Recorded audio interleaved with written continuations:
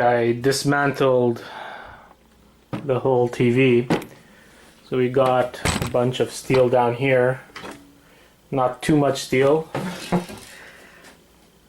Then after opening up the screen and everything, got this nice board here for people who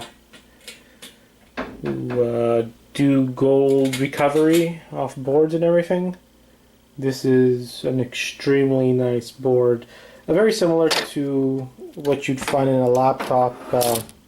Those usually have some nice gold, but yeah, this one's a nice big screen, so there's quite a bit of gold. All these little things here, all the way to the ribbon here. Unfortunately, the screen is completely broken, and I was able to find online a replacement, and really not worth it. $200 to replace the screen. What else did we have? We had a bunch of other things too that were good, actually. I ended up, after opening it up and checking part numbers, for example, you have the inverter right here. If you look up the part number here, you'll find it's worth about $10. Then you have the main board with all the connectors and all that stuff. If you look up, where is it? This part number here, you'll probably see it's worth about anywhere between 40 and 70. I'm sure you'd sell it quite easy for 40. And then you have the power supply, like I had mentioned.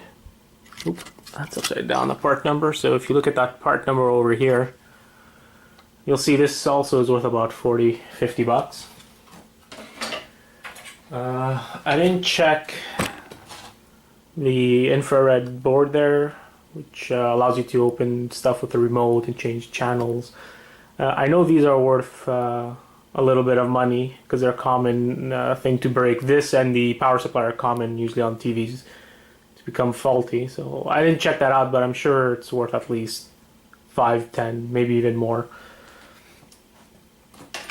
And what I always do on PCs, speakers,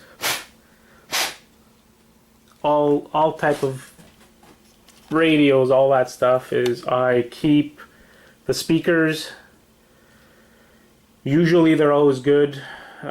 When I deal with this stuff, it's usually, it hasn't been sitting on the curb or anything, possibly ruined by rain or anything. So I take these from PCs and laptops and I sell them, and you can get quite a bit for them compared to what you'd get for scrap.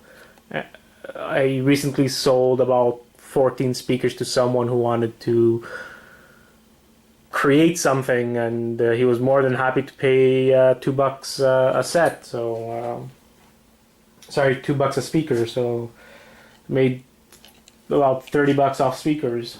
So I always keep those. Also, the base,